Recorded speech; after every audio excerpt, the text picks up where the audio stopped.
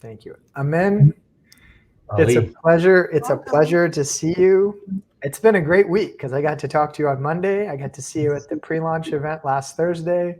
Oh, you Well, I'm lucky. getting Amin's one of my favorites, and Well, I'm I'm going to very buy a grateful lottery to ticket have this you. week because I got to see you so often. So I think this is my lucky week. So I think I got to buy that lottery ticket for some more fun. Anyway, So Amin was an early collaborator on the book, and read the manuscript almost a year ago as well. And he's got a unique mind because he's an entrepreneur, he's a consultant, he's a strategist. He kind of sees, I think Gino Wickman sometimes talks about those that can be a visionary and an integrator, kind of the COO and CEO personality. And Amin's one of those personalities I find can switch and toggle between both, and just very unique perspective on the book. So Amin, thank you so much for joining us today. my pleasure. Thanks for the kind words. I appreciate it. Yeah. So I'm going to start with your quote around the book. Actually, you know what? I'm going to pivot for a second. I know you re-looked at the book this week, and you and Salim are both entrepreneurs. What was the most impactful message, or what was the most impactful thing that you took from the book? I think the thing that sort of for me resonated was just the why system, right? This idea of bringing the 6 components together. And I like the way the book is structured because you talk about them. And I think I was listening to the earlier folks on, and we talked about the clarity of the book and what an easy read it is. And so a couple things, the integrated system, of course, but I just think the clarity of which and how you describe it, and it has been described, I think is really good. So that was resonating with me. Some of the graphics are great too. So yeah, I just think overall the system and the clarity of which it's been written about. And I think I told you this a couple days ago. As somebody would read this, I don't see how there's not a call to action to do something, because I think it just says whoever you are as an entrepreneur and where you are in your life, you need to really think about all these different 6 things, and you're in a different stage of your life for any one of these. But I think that to me has sort of re-resonated with me as I reread it. Okay. Do you see there being, you're in touch with a lot of entrepreneurs and get exposure to a lot of businesses. Do you feel that there's a real challenge for business owners to see clearly and to have integration? Yeah, absolutely. And I don't think I would have told you that 5 years ago, right? Because I think I think we probably met about 5 years ago through our business, and I think I would have said, "Oh, I can do it by myself." But when you really dig into it, you really can't, especially as you develop more wealth, and you have to focus in on your business. And the time you're not focused on the business, then that's the time you're losing to grow your business. So to find somebody, and you have to find I think the other thing is to find the right person, right? And the right team. I mean, I think we found that, but I think that is really, really important. And because there's lots of people out there, but I think what you're doing is, and I've told you this multiple times, I think what you're doing is super unique. I think it's something that should resonate with all entrepreneurs. And I can't believe it doesn't, because sometimes I want to grab them and say, go talk to him, but I can't do that. Agreed. Yeah, just go have a conversation, because I think when you start putting it all together, there's a real strategy, expertise, and I think I say this in my quote, actionable stuff that you help us do. And I think that to me is super important, and that's what I would say to somebody. Wow, thank you for that. That means a lot. Yeah, that's a mic drop moment. I feel that way, but it's, I feel like, of course I see the value in it in a deeper way. But when you can mention something like that as a 5-year user of the system and the services, that speaks volumes. Thank you for that. No, I believe it for sure. I think you guys are doing something really unique, and I hope more people will get to learn about it. And through the book, which I've got right there, right? I've got it marked. I think is super helpful, and I think people should all read it. Yeah. Thank you, Amin. So when you read initially the three dilemmas Mm, and kind of put a framework around all these thoughts that were going on, did yeah, that resonate with you? Because you talk about the system and the solution, but yeah, really where most owners are is they're thinking about the dilemmas. yeah. Yeah, I did, and I think the thing that is really neat about it is how, there's something called, somebody used this term with me earlier today, boring but obvious or something like that, BBOO or whatever the way this other person I work with. And really what you've done is you've simplified the dilemmas uh, somebody faces, right? And what do I do with my business? How do I exit it? And how do I create a legacy? So when you think through that, that is exactly how people go through their lives. And I think you did in the book, you talk about a business life cycle, right? When it starts up, then it gains some traction, and then so I mean, that is exactly what happens to all of the businesses. And you get to this point to say, do I reinvest? Do I look to exit? These are all super important forks in the road. And you had the other example of the one guy who wanted to buy the building, and you're like, well, if you buy the building, think about your ROI, right? And of course, this is fresh because I've just reread it, right? So, but I think those are incredibly good examples and forces somebody to really think through the decisions that they're making. So I think that that's something that's really important. And I think that there's great examples in the book. The dilemmas are exactly what people face. And I think you've captured that. Awesome. Thank you for sharing that. I got a phone call from, or a text message from a friend of mine a couple of days ago, and he had just got the book, a pre-release copy. And he said, my favorite thing about the book is the stories and examples. Yeah.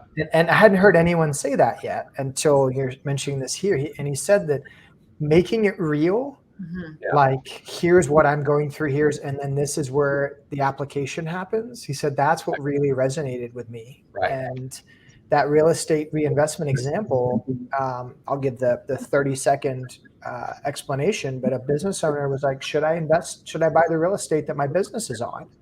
Right. And does it make sense to own the building and quit paying rent? And it wasn't a yes or no answer. It was a question of, well, what is the return on those same dollars you would have put in real estate if you put it back in your company? That's right. And the return on the consultants in his business was 30 to 40% versus the real estate return of 15.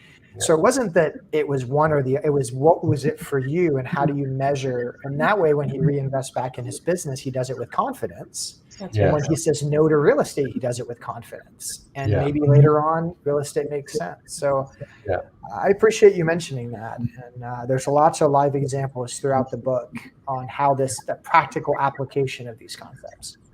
Right. That was the story that got me too. I mean, truly.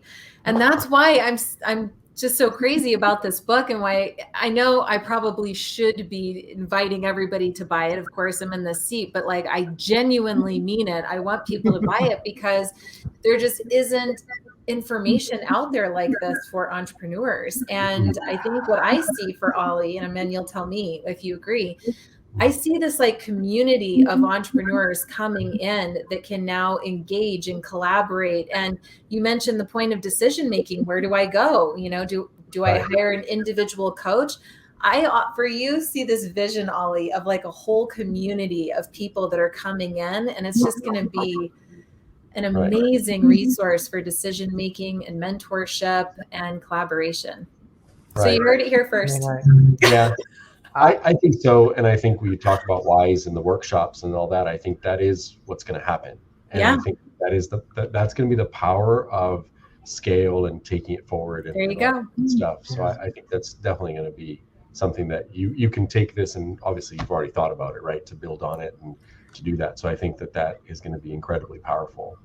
Thank you. I appreciate that. And the reason it came up so much, and I think you guys are just expanding upon the idea in such a great way, is that sometimes the best guidance you get is when it's coming in a peripheral way, when you're viewing others. So like, I've met some entrepreneurs that they're worth a lot of money.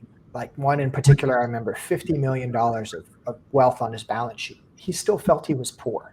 He couldn't see his position because he's like, I remember when I couldn't afford a meal. That's not real to me. And this is real estate. This is business. This is, real assets.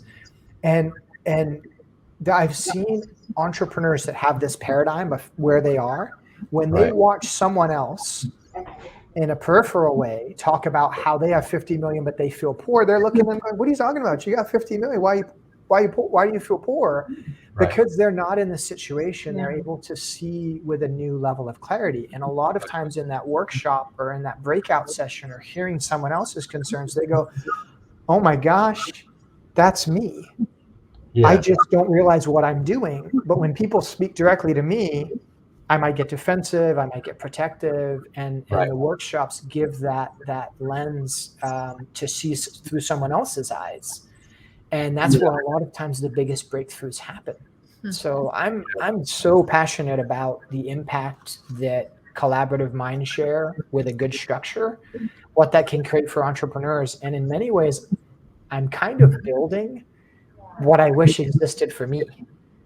Right. Because I grew up and I was like, gosh, there's a real problem with financial literacy in the United States, real problem with financial literacy. And then when you take that to entrepreneurial financial literacy, Yeah. you're talking about Yeah. a tiny segment of financial literacy. And most entrepreneurs I know, even the really, really intelligent business ones, a lot of them, when it comes to personal wealth and how to capture that entrepreneurial wealth, they don't have a clear path or strategy. Yeah. And I think that's why now everyone's like, oh, I'm just going to hire my own people or start my own family office, because there's Right. not that the guidebook's not That's right. there. So that was my goal, is can I create the guidebook? Yeah, no, I agree with you. I think that is the problem for entrepreneurs, and I don't think that people can grasp what you're doing just yet. But I think when they do, well, some people have, obviously, and I think you get more and more people doing that. And I've talked to some of the folks that that have hopefully gone with you in the structure, but it's so clear that I think that they just need to. Once you start talking about it, if you're smart enough, you'll get it. And you'll say, well, I don't know why I'm not doing this, right? Awesome. Thank you, Amin. What a great day. Yeah, I really sincerely appreciate that. And while I have you live, thank you for all your input and collaboration on the manuscript. I think you read it twice, and he had phone calls with me. And I'll read it again. Both my kids copies, or will get copies, so they're all, and them, and Zane is chomping at the bit to read it, because I told him about the book launch, and he goes, "Oh, Ollie's book, right?" He knows it's taken a while to birth, but he's getting ready to read it, so he's excited about it too. So I think that's great, right? Because that's, if you can pass that on, like you said, about it at 22, 23. Imagine where he'll be when he's a little older. So that's kind of the idea that I want to do with both the kids, which is why they've met you, and it's personal, and you know them, and so I think that's really important too. Wow. No, thank you for sharing that. I remember having that family meeting with your kids, and it was emotional and impactful, and I think them knowing your and Salima's story and what your desires are and how you want them to be good stewards is huge. So I'm really glad to hear that. I'd love to hear Zane and Sayana's feedback on the book. So. Yeah, no, they should write a book report on it. I think we should.